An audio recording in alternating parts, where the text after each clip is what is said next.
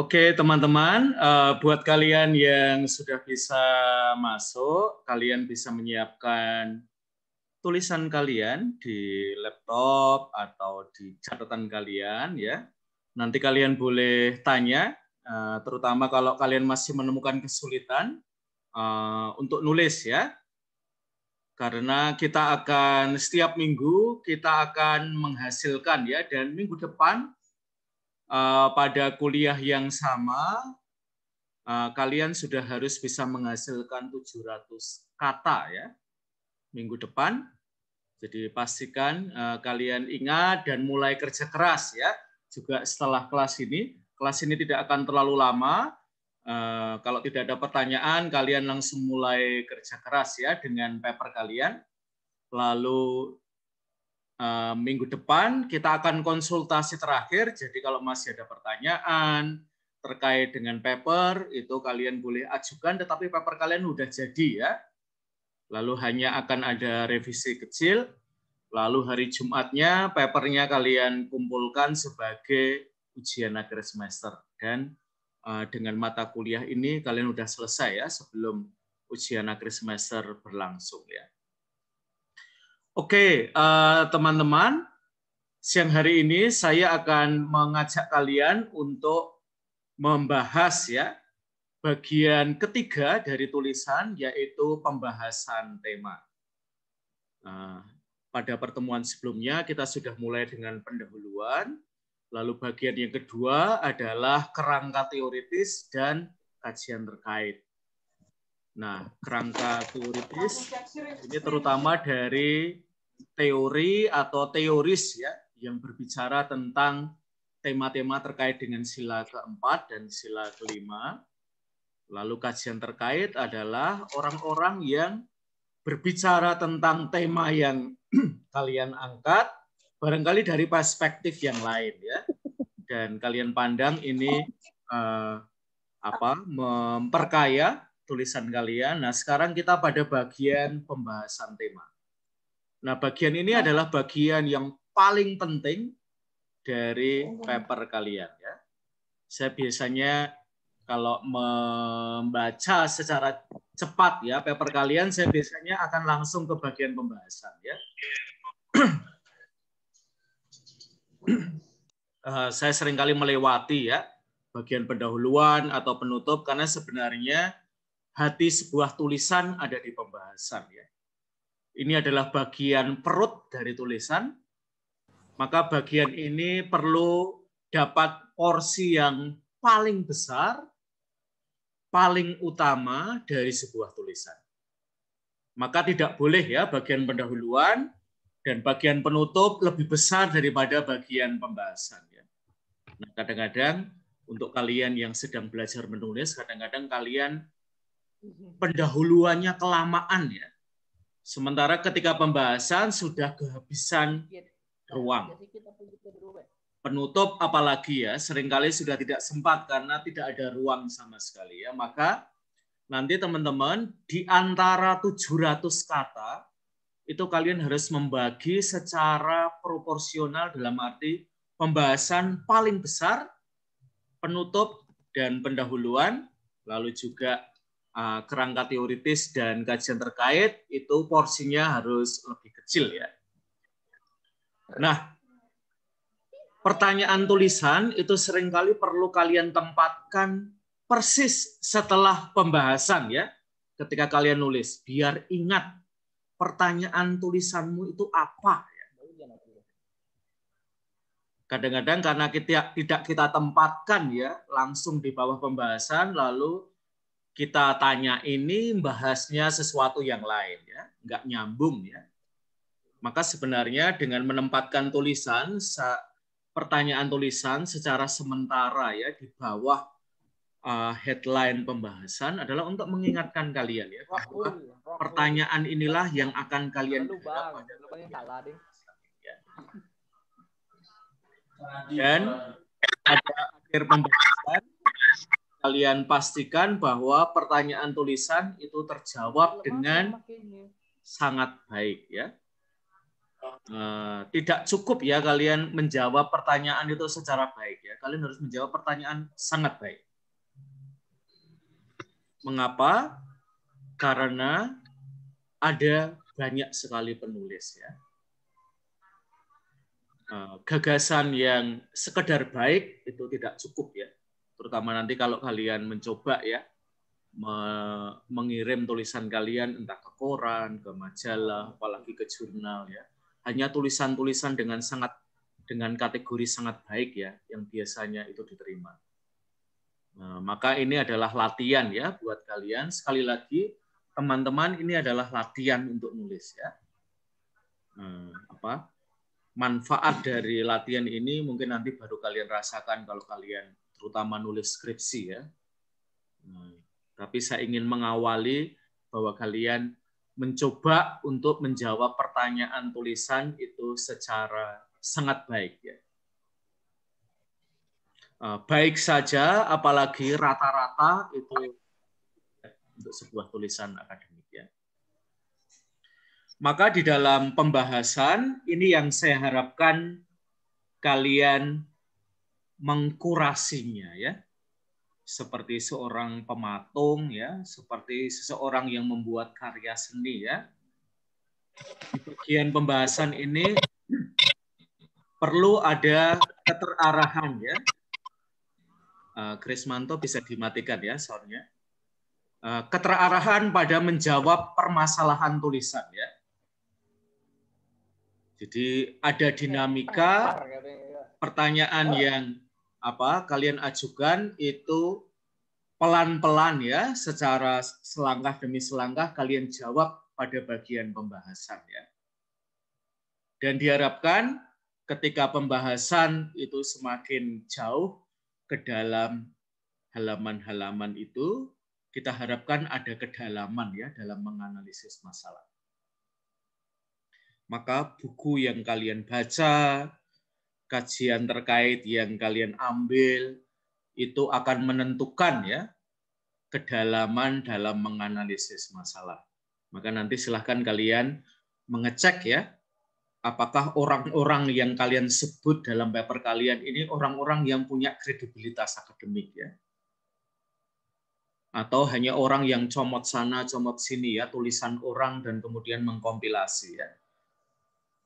Maka silahkan kalian, cara paling gampang adalah kalian coba search ya nama itu ya, apa yang dia sudah tulis tentang tema apa, lalu itu akan membantu kalian terutama yang masih sangat baru ya dalam dunia jurnalistik. Orang ini sebenarnya bisa saya tempatkan nggak dalam tulisan saya ya. Kadang-kadang saya kira kelemahan mahasiswa-mahasiswi di kampus pendidikan ya, kadang-kadang kita tahu ya tokoh ini punya pengaruh atau tidak, atau hanya nulis satu kali ya dalam hidup mereka, dan tulisannya pun seringkali tidak orisinal ya. Lalu poin yang ketiga dalam pembahasan adalah sudut pandang penulis ya. Nah tentu setiap dosen di kampus kita mungkin memiliki cara tertentu ya sudut pandang penulis ini ditempatkan dalam paper ya. Nah, saya memberikan ruang kepada kalian agar pendapat pribadi kalian itu punya tempat di dalam tulisan. Jadi, halaman jangan dihabiskan untuk mengutip orang lain. Harus ada ruang di mana apa pendapat kalian tentang isu itu. Apa pendapat pribadimu ya, yang bisa jadi ya kalian menghubungkan ya gagasan kalian dengan gagasan seorang tokoh yang kalian pakai ya dalam tulisan kalian. Yang penting adalah suara kalian sebagai penulis itu jangan sampai hilang ya di dalam tulisan.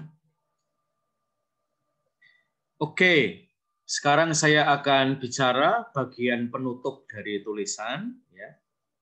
Apa yang harus ada di bagian penutup? Mungkin dari kalian ada yang tanya ya, mengapa sih kita harus omong bagian penutup ya? Karena bagian penutup adalah bagian yang paling sering disepelekan ya dalam tulisan ya.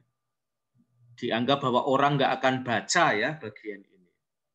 Dan seringkali buat penulis, terutama mahasiswa, ini kadang-kadang kalian sudah kehabisan napas ya dalam menulis ya. Jadi dalam bahasa Jawa ya, di bagian penutup kadang-kadang kita hanya mendapatkan ampas gagasan kalian. Ya namanya ampas ya, hanya dibuang di tempat sampah ya. Karena seringkali kalian udah kedodoran nulis, sudah kena deadline, lalu nulis seadanya ya. Nah, saya ingin kalian memberikan perhatian pada penutup, maka saya meminta kalian ya, jangan pernah menulis paper mepet waktu deadline. Itu ketahuan banget ya. Biasanya bagian penutup jelek sekali ya. Nah, saya kira baik kalau saya memberikan semacam tips kepada kalian. Bagian penutup itu kira-kira sepanjang apa? Ya, sepanjang pendahuluan. Kalau pendahuluanmu 1-2 paragraf, maka penutup itu juga 1-2 paragraf. Ya. Tidak lebih dari itu. Pendahuluan dan penutup perlu proporsional ya dari segi jumlah ya, paragraf ya, bobotnya juga ya.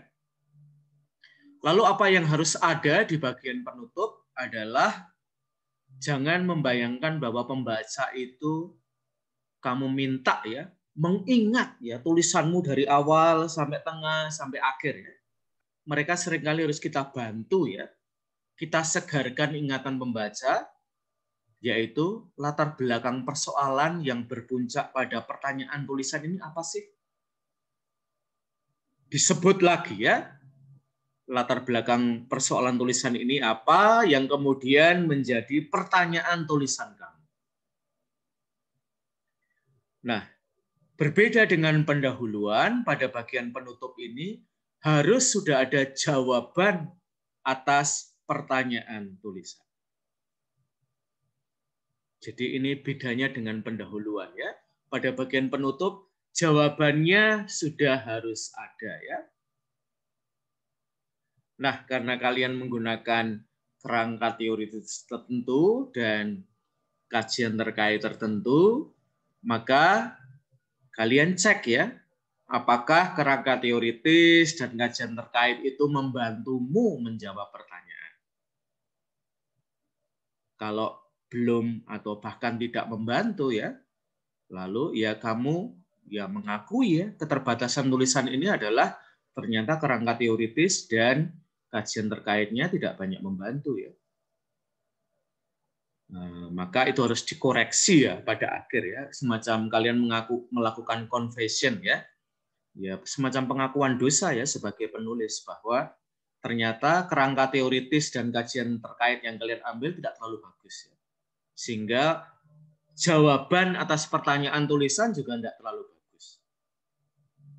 Lalu bagian terakhir adalah saran ya untuk riset lebih lanjut. Nah, nanti tergantung ya, kalau kalian cuma punya 2 paragraf untuk penutup, lalu yang paling penting adalah menyegarkan ingatan pembaca akan persoalan tulisan ini dan jawabannya ya. Lalu soal kerangka teoritis, metode riset, saran untuk riset lebih lanjut, mungkin bisa disebut dalam 1 atau 2 kalimat saja ya, tidak perlu 1 paragraf ya. Oke, teman-teman, itu adalah yang bisa saya berikan kepada kalian. Mudah-mudahan membantu kalian ya untuk membayangkan tulisan yang harus kalian kumpulkan minggu depan kepada saya. Di kelas kita akan konsultasi terakhir ya, dengan 700 kata sudah ada di tangan kalian ya. Nah, karena mungkin beberapa dari kalian akan punya daftar pustaka itu tidak terhitung dalam 700 kata ya. Jadi 700 kata bisa plus daftar pustaka ya. Tetapi tidak plus paragraf-paragraf yang lain ya. Kalian saya batasi untuk nulis 700 kata. Ini adalah latihan untuk berpikir secara bernas ya, tidak membuang-buang kata ya di dalam paper kalian ya. Jadi exactly 700 kata, tidak lebih, tidak kurang ya. Lalu saya kira sebagai pengingat ya mengenai pentingnya paper ini untuk nilai kalian, bobot tulisan kalian untuk ujian akhir semester adalah 50% ya. Maka kalau minggu depan hari Selasa kalian belum bisa menunjukkan kepada saya bahwa paper kalian sudah selesai, kalian bisa berpikir untuk ambil mata kuliah ini ya tahun depan ya. Karena 50% nilai kalian ada di situ. Dan kalau kalian tidak berhasil menunjukkan kepada saya, kalian selesai, kalian tidak lulus ya dari kelas ini. Berapapun nilai yang kalian hasilkan dari tugas-tugas yang sudah kalian kumpulkan ya. Karena bobotnya adalah UTS itu 30%, UAS 50%, lalu 2 tugas terstruktur itu adalah 20% ya. Oke, teman-teman, saya sudah memberikan penjelasan sangat ringkas tentang apa yang harus ada dalam poin pembahasan dan juga ada pada poin penutup. Maka sekarang saya membuka sesi kalau masih ada pertanyaan tentang bagian-bagian tulisan kalian. Kalau tidak ada pertanyaan, saya akan menutup kelas ini sehingga kalian bisa langsung kerja ya. Maka silahkan, saya akan memberikan waktu kepada kalian 1 menit. Kalau tidak ada pertanyaan yang muncul dalam 1 menit, kelas akan saya bubarkan. Oke, sekarang silahkan, saya mulai hitung 1 menit dari sekarang. Kalau ada yang mau tanya, silahkan langsung diajukan pertanyaannya.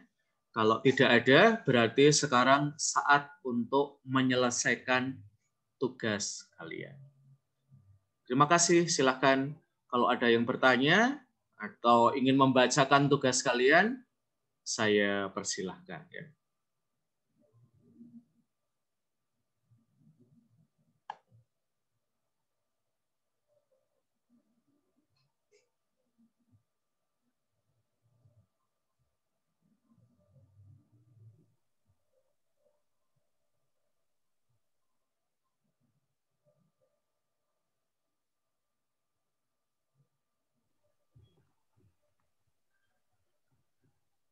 Oke, apakah ada yang bertanya atau mau membacakan tugas yang sudah berhasil kalian tulis?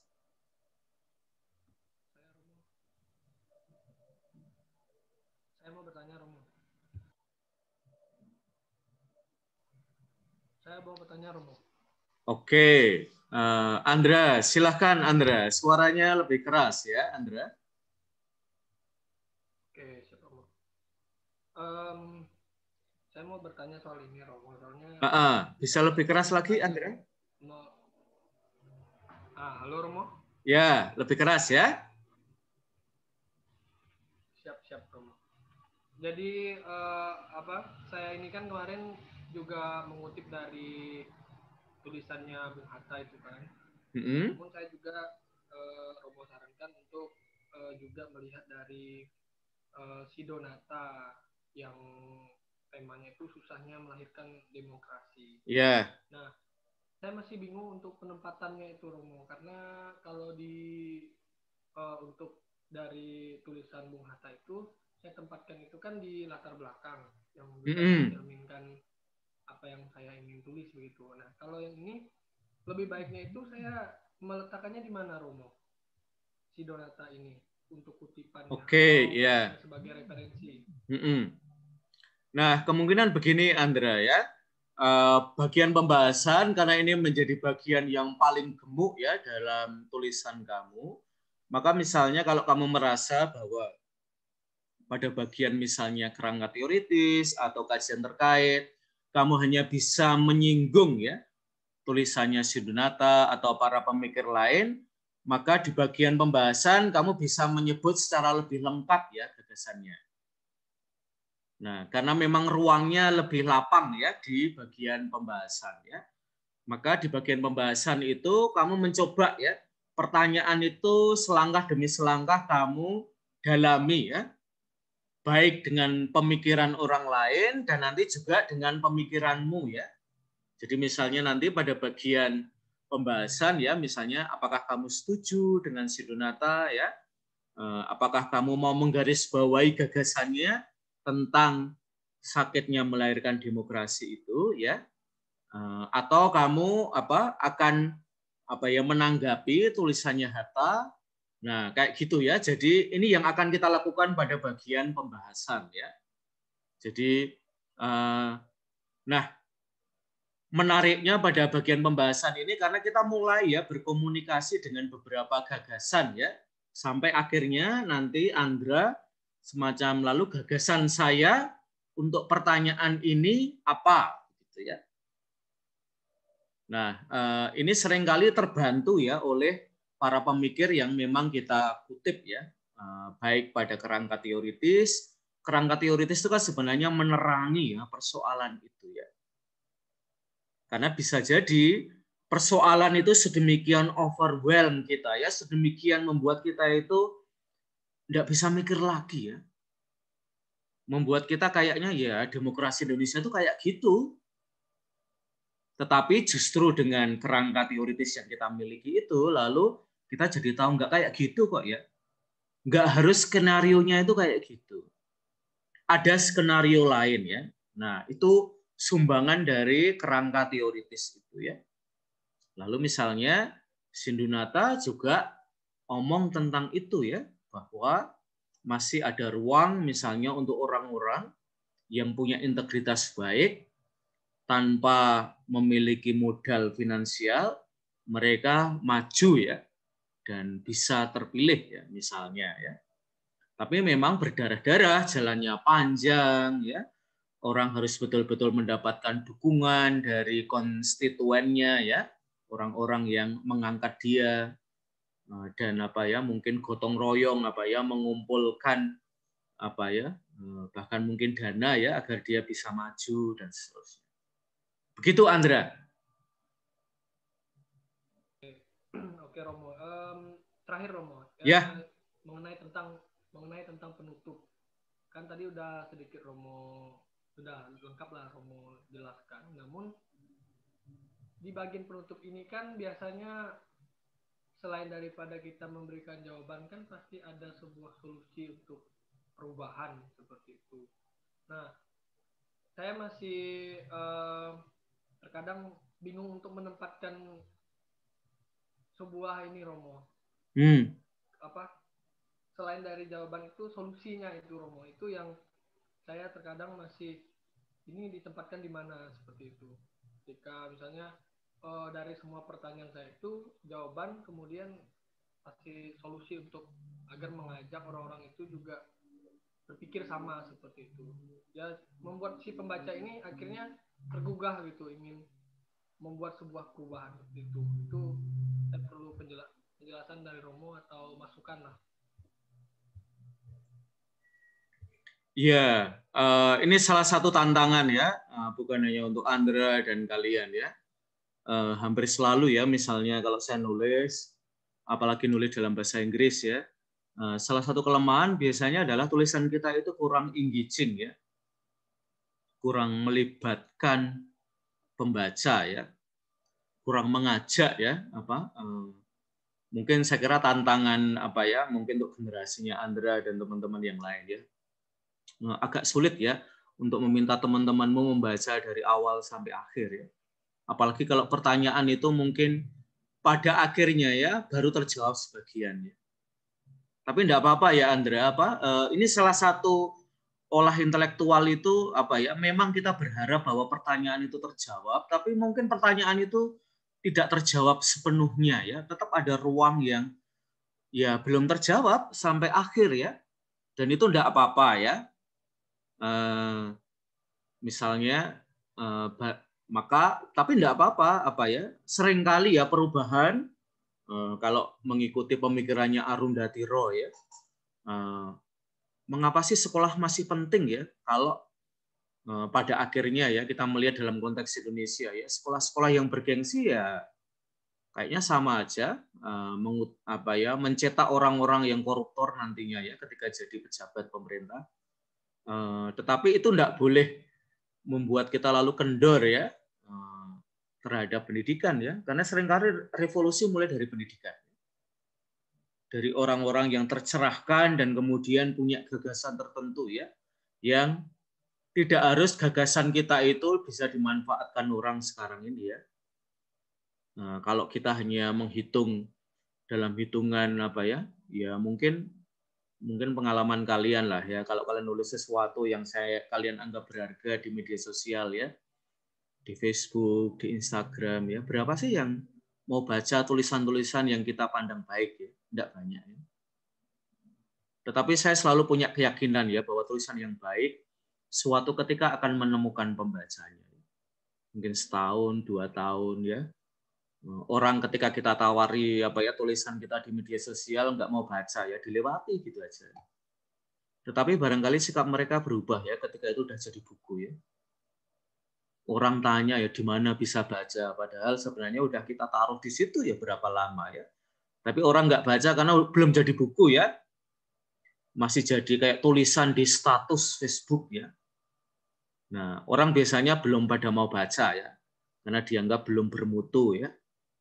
Nah, tetapi ketika orang apa ya, misalnya tulisan kita udah dipublikasikan dan orang harus bayar ya untuk baca ya, orang lalu merengek-rengek ya, kapan bisa dibaca ya tulisannya, boleh minta soft copy-nya dan seterusnya. Saya kira enggak apa-apa ya, gagasan bahkan yang baik ya seringkali butuh waktu ya untuk diterapkan atau untuk membawa perubahan ya. Tetapi ya saya sih punya kepercayaan ya sebagai penulis bahwa tulisan kita betapapun sederhananya ya mampu mengubah ya 1-2 orang itu pun sudah baik, apalagi kalau dalam kelompok yang lebih besar ya. Gitu Andra yang bisa saya berikan ya. Oke, apakah masih ada pertanyaan atau sesuatu yang ingin kalian klarifikasi terkait dengan tugas kalian?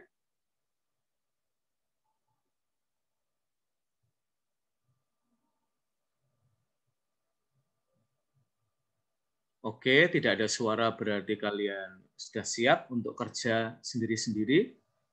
Teman-teman silakan kalian kerja dan jangan lupa minggu depan hari Selasa saya minta paper full kalian ya. Saya tidak minta paper setengah kalian atau 3/4 kalian ya. Dan saya akan mengecek satu-satu. Kalau kalian ada yang belum selesai, mungkin kalian perlu ambil mata kuliah ini tahun depan. Selamat bekerja dan mudah-mudahan Tuhan menyertai kalian. Amin. Terima kasih Romo. Terima kasih Romo.